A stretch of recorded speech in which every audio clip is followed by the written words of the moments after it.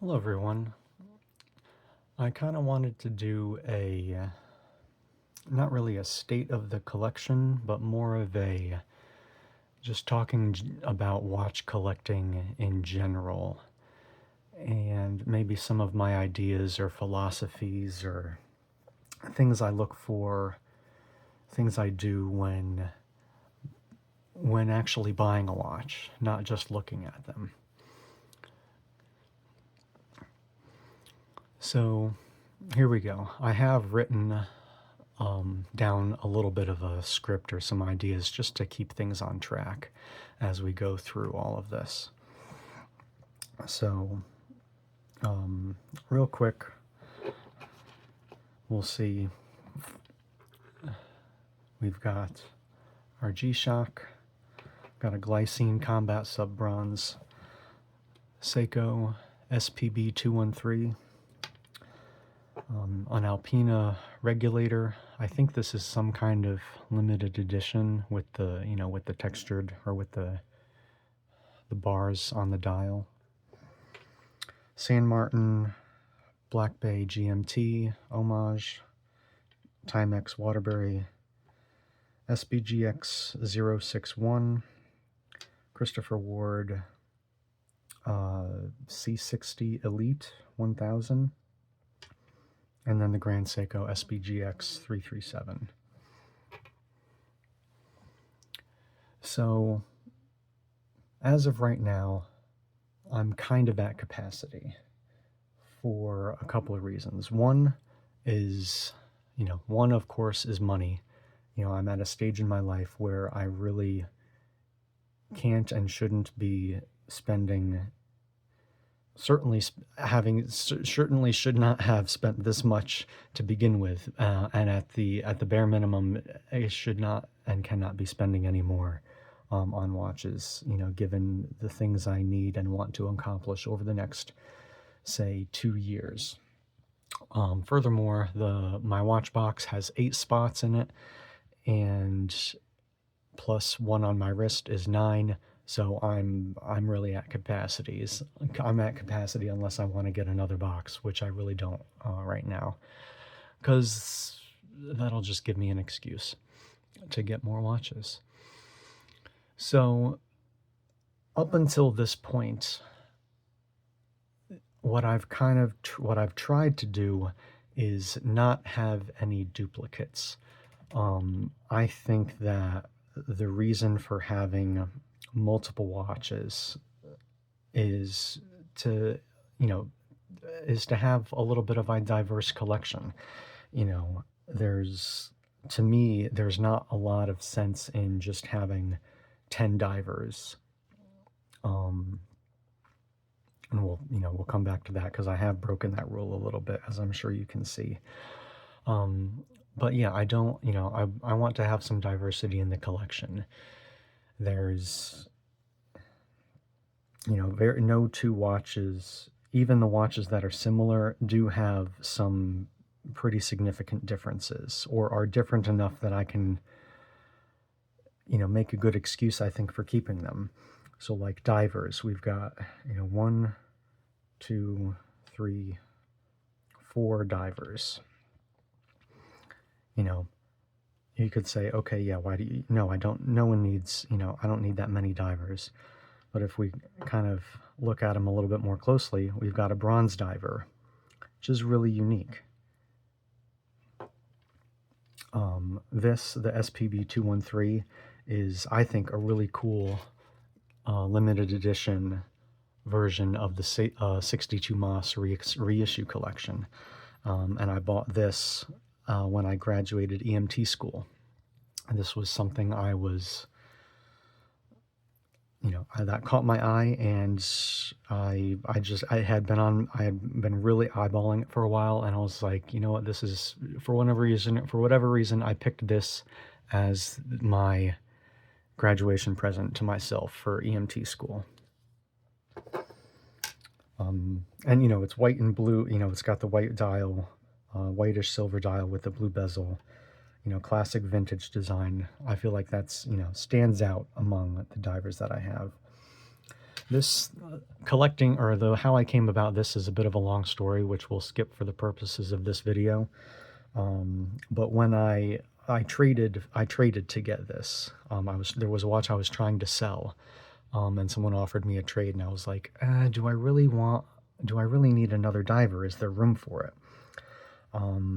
And I decided, you know what, I'll take a chance. Worst case scenario, I can sell this watch and still get pretty good money. The 660 Elite 1000. It's a titanium diver. It's a helium escape valve. And then we've got a day date, which is something that is, all things that are not shared with the other watches. And it does, with, certainly Christopher Ward's kind of signature, the trident, and then their triangular hour hand. I think there's, I feel like this is different enough. I can make the lame excuse to have this in there. And then the last diver, of course, is the Grand Seiko SBGX 337.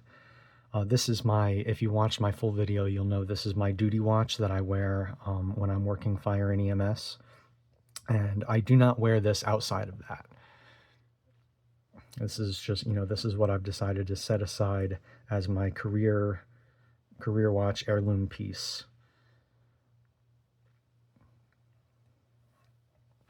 And, again, it's quartz. It's by far the nicest, most expensive watch here. So that's really not going anywhere. But other than that, I only have one dress watch. I have one GMT. I've got one, whatever the heck you call this thing. Just a fun watch. I've got one G-Shock. If there's any watch that, people have tons of, it could very well be, people have tons of G-Shocks. The way I see it, at their core, G-Shocks are all kind of the same. I know I'll probably catch some flack for that, but yeah, I really cannot make a good excuse to buy another G-Shock, especially this when this one I think is one of the better ones. I think the GWM 5600. It's a solar radio controlled watch. It was like $100. Classic G-Shock square design, square case. Why can't this thing focus? Yeah, I think to me, this is almost the one to have. And I'm not going to get rid of it because it was my grandfather's. I bought it for him, and then received it back. So yeah, trying very hard to limit the duplicates. The next thing I look at when actually buying a watch is worst case scenario. How much, can I get out of this watch for similar money that I've got into it? Can I, if something horrible happens and I need to sell a watch or all my watches, I really don't want to take a big hit when I sell them. So everything, I think this watch, technically this watch, this one and this one were all bought new, but at the very least on sale. I think this was on sale for like $650. I forget what the Joma Shop regular price on it was. It was over $700, and whatever the discount was at the time, I felt, excuse me, if I need to get out of this watch, I can, I'm not going to lose my shirt on it. Everything, I got this for $123 out the door. Well, this doesn't really matter. I'm not going to sell it. It's $100 out the door. But everything else here was used. The watch that I'm most likely going to would lose money on is this one, for better or for worse, because that was bought new. And it seems like the values of Christopher Ward's on the secondhand market are a little fungible. They're not really that great compared to other things.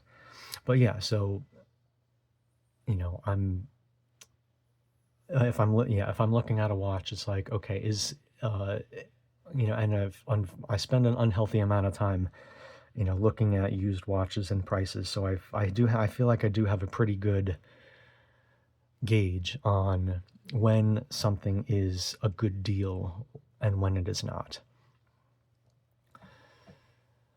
So now we'll get into a little bit more of just kind of general watch collecting philosophies. So, I'm still I'm 33. I've been into watches since about 2017. It's now 2024. You can do the math. I'm still feel a bit of an amateur. So, and kind of in the beginning or middle of this journey, so to speak. So,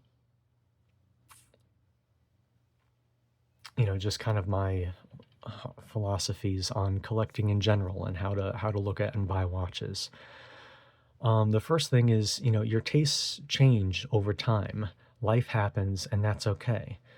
It's don't get overly attached to your watches.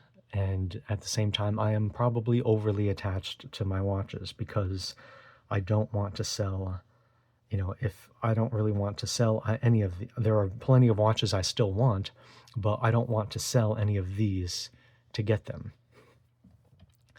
But in the past, let me see, and there are 7 other watches I've had since 2017 that, for whatever reason or another, I've sold. Either I just didn't like it as much as I thought I would.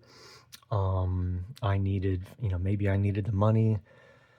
There were a couple watches I had to sell to pay for a speeding ticket. But yeah, life happens, your tastes change, and that's okay. If in a few years I'm like, what, this is, I may think this is in a few years I may look at this and be like, that's kind of tacky. And that's okay, but that's also why I got it on a pretty steep sale. Now, especially for, maybe some of you younger people, like maybe Gen Z or whatever comes after that, and even millennials too. I'm a relatively young millennial.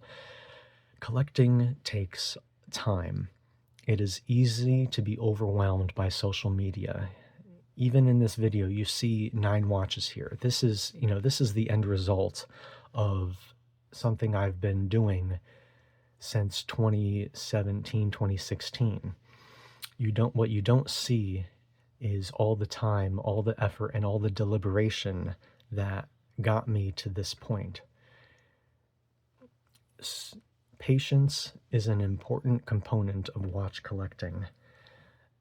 And I would strongly encourage you, if you're new, or just anybody, don't be in a rush to amass, a huge collection of watches.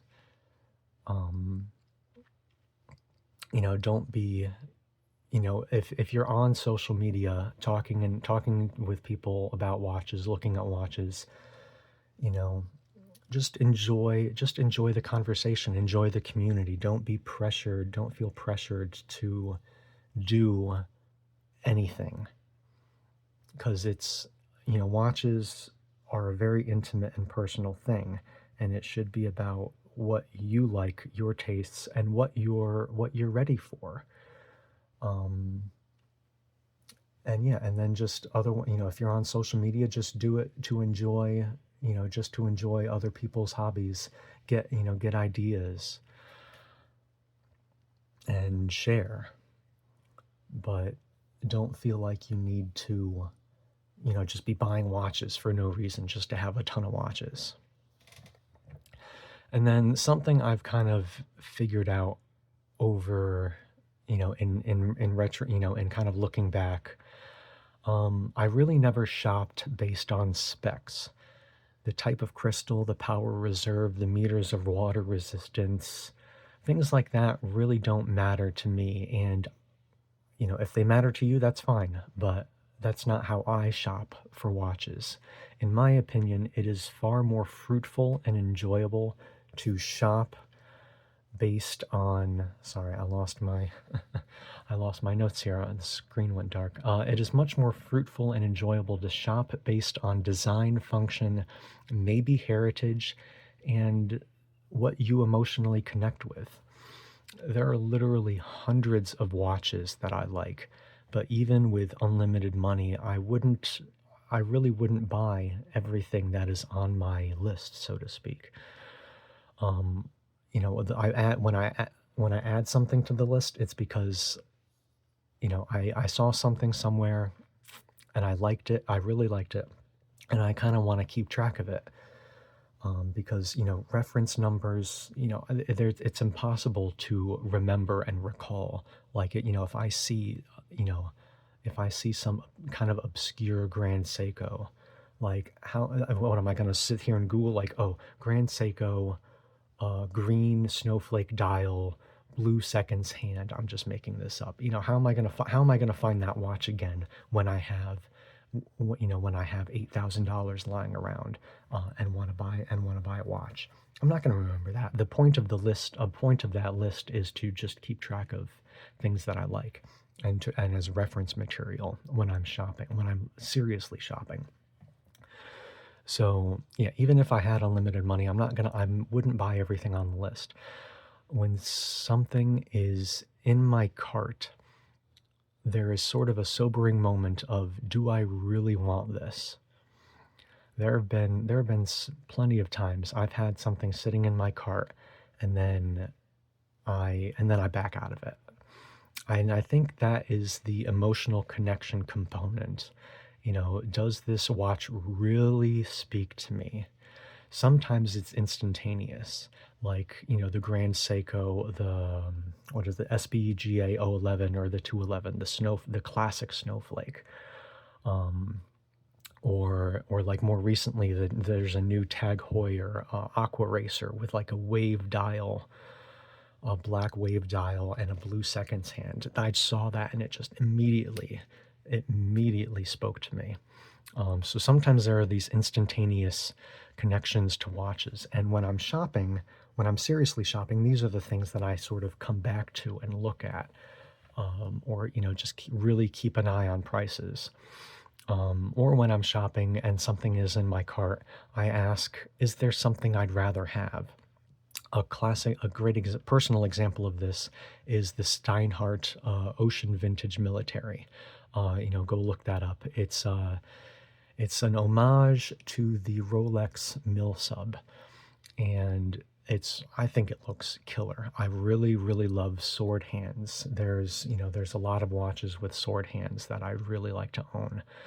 But every time I find a good deal on a Steinhardt OVM with the sword hands, I can never pull the trigger, because the sword hand diver that I really want is the Omega 2254. So even if I could buy the Steinhardt now at a great price and break even selling it in a couple of years, it's kind of a waste of money for me to own that watch, because I might look at it and enjoy it, but I'm still going to be thinking about that Omega 2254. And that's not really how I want to wear a watch. So here, take this Saint Martin, for example. When the Black Bay GMT came out, I instantly fell in love with it. It's just excellent in every way. And now there's a couple of versions of it. So, and that was, I really wanted that for a long time. When I learned about the San Martins, and obviously it spoke to me again. And for whatever reason, Tudor has never been kind of to my mind, it's never been super sexy. It's not something I've really lusted after. So wearing this watch, I don't think about the Tudor. I just wear this and look at it and be like, that's a really good piece of design, and I like looking at it. The end.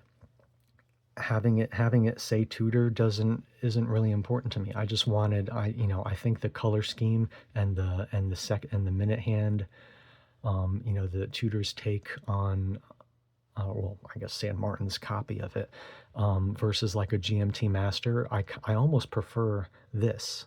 I don't, the Mercedes hand is kind of, to me, is kind of meh. And then especially when I saw someone on Instagram who had this watch with this strap, and that was at that point I was completely sold, and I went out and bought this, and I found a this watch on eBay and bought it, because I just think this strap on this watch is killer. I love it.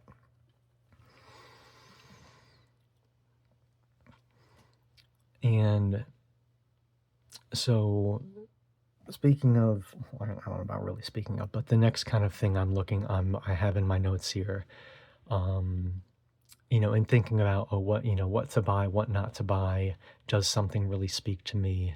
Is there something I'd rather have? Maybe it's because I've hit a certain point in my watch journey. A lot of my second guessing comes when revisiting, or a lot of my second guessing when I'm revisiting a watch comes with the less expensive, quirky micro brand stuff. I love those watches. They're really nice looking. And maybe someday I'm sure someday I think I will, and I hope I will come back to them. But kind of right now at this point, um, I find myself wanting to save or wait for the Omegas, the Longines, the Oruses, the Grand Seikos. I kind of find myself wanting to wait to acquire those things of instead of buying a bunch of cheaper watches that I can realistically afford. The Islander chronograph I really like. But and on Black Friday it was a really killer deal, but I was like, I think for some I was like, I think I want to wait for something else. That's not where I don't really want to put money into that right now. And so here's a perfect example of kind of what I've been talking about so far. My girlfriend kind of insisted this year, so today's December 4th, 2024. And my girlfriend kind of insisted on getting me something nice. She's, nice this year for Christmas. Those were her words. And she asked for my watch list. Obviously, she was thinking of getting me a watch. I reluctantly gave her the watch list and pointed, mostly because there's hundreds of watches on there, and for a non-watch nerd to navigate that list is almost impossible. There's cheap stuff, there's expensive stuff, and I said to her, I was like, Emma, this list has a ton of stuff on it, and there's a lot of things on here that I really don't want you buying for me because they're really expensive. Some of these things are like, you know, these are things that you shouldn't be buying for me unless we're married. And I tried to make that very clear to her. So I gave her the list and subtly, obviously, pointed her in the direction of the Bulova Lunar Pilot, the one with the blue dial and the white dial with the blue accents. That is a watch I've been, I guess, lusting after for a long time now. I love, in the world of chronographs, I really prefer the 369 layout. So when you've got the subdials here, here, here, versus the 1296, those, I don't know, those just seem unbalanced to me. I don't really like them. So I really like the 369 chronographs. I love a textured dial, as we can see here. For a while, I had a Sarxo 55 texture, baby snowflake. I love textured dials. I love, as you can probably tell, I love blue and white watches.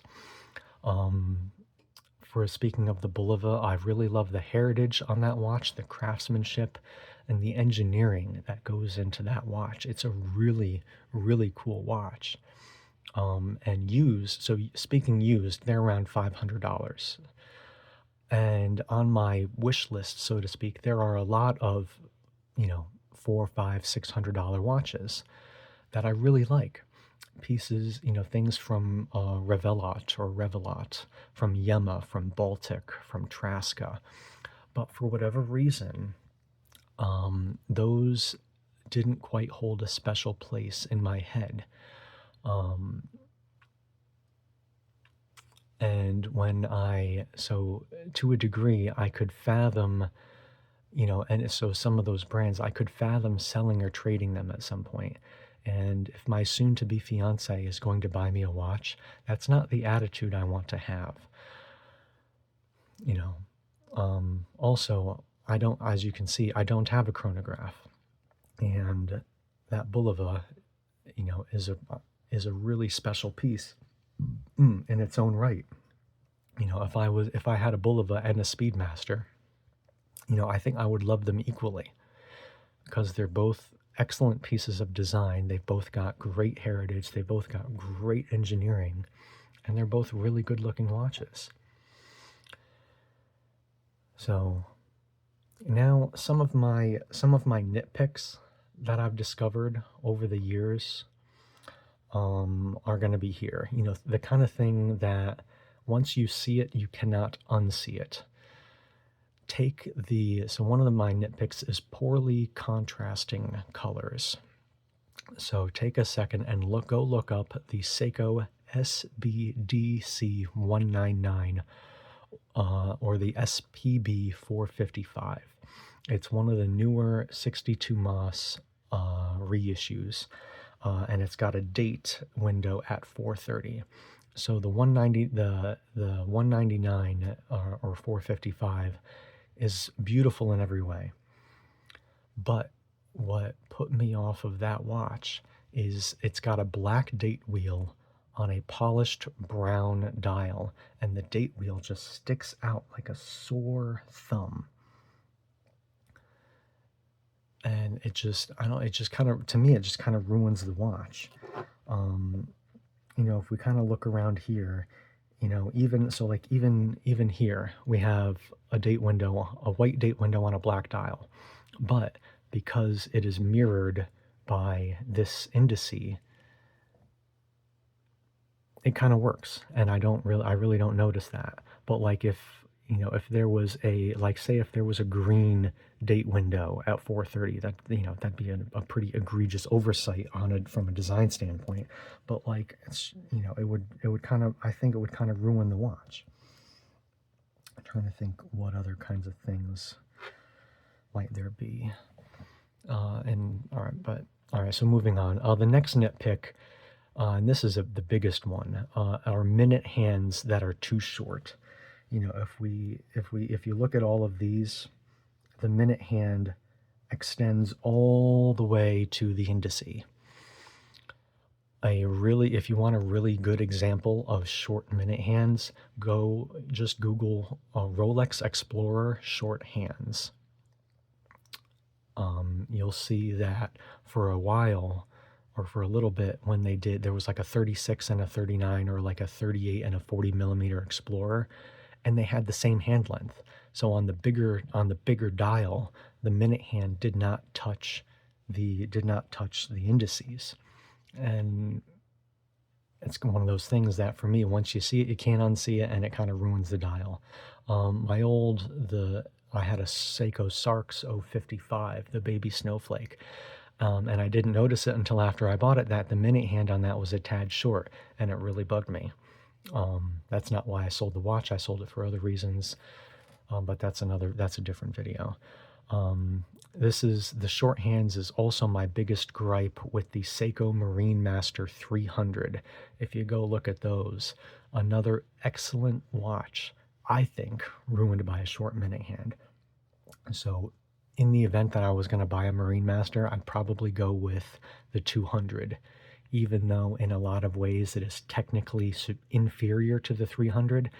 I don't know if I could live with that egregiously short minute hand. This is a really nitpick. Female end links on a bracelet, and of course everything here is on a strap. But all of the bracelets I've had that I like have male end links, and all of the bracelets that I've had with female end links, just for whatever reason, feel cheap. I think, this had female end links, my Marathon had female end links, and they felt like cheap bracelets for whatever reason. I had an SRPG something or other, but again, female end links felt like a cheap bracelet. That being said, I've never handled a female end link bracelet from a legit luxury brand, so my mind is open to be changed on that. I really prefer applied branding, and what I mean by that is, so like say this, take the San Martin, you've got an emblem like on your car, like a badge that sticks out from the dial. I think that goes a long way to making the watch look, it gives a lot of dimension to the dial, and it makes a watch look more expensive. Not that a watch needs to look expensive to be good. It's just something that I like. The Sarxo 55, the Seiko printing on the Sarxo 55 was a raised badge. The Omega Planet Ocean has a similar thing. All of that text is raised. If we look at here, like the Alpina, might be hard to catch on camera. That's got a raised badge on it. Even something, you can even settle for like raised text, like say if we look on here, you can see that the text is on a different plane than the dial. It's not just like on the like take, here we go, take this Grand Seiko. If we can get it to focus,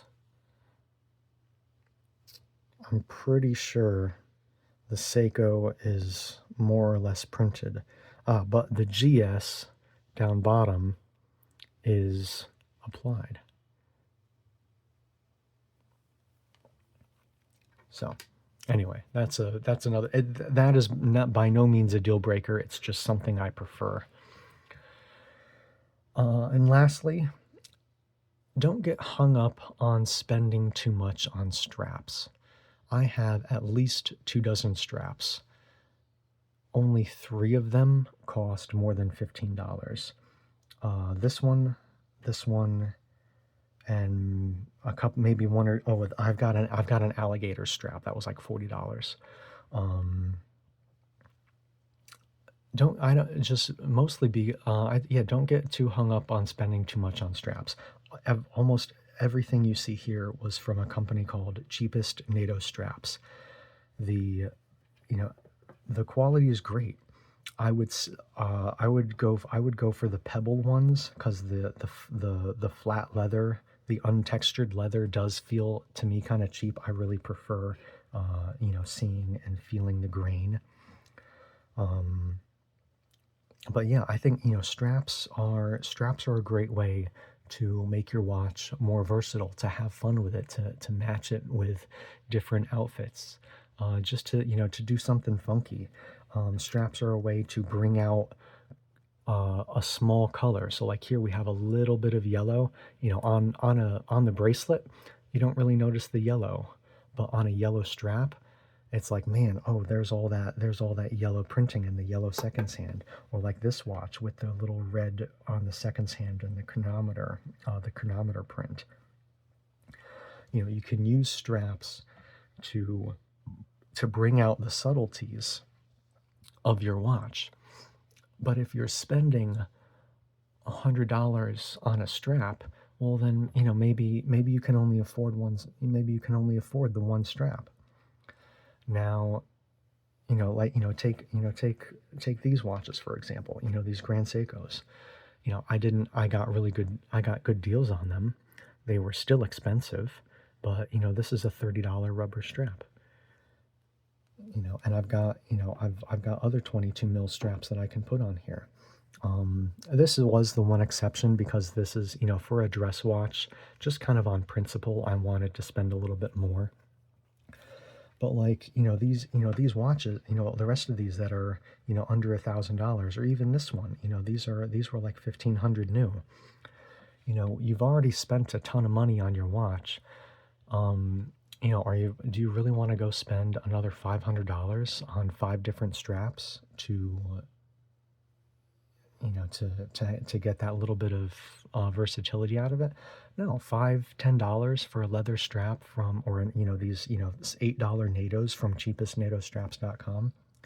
It's really fun. You buy five of them at a time, and you're off to the races. You've got a ton of variety on your watch for 30 bucks. It's it's great. So, and if and when if and when I'm ever lucky enough to, to own a Rolex GMT Master 2, you bet your ass I'm going to put this $5 NATO on that $10,000 watch, and I'm going to enjoy every second of it. So yeah, that's kind of about it.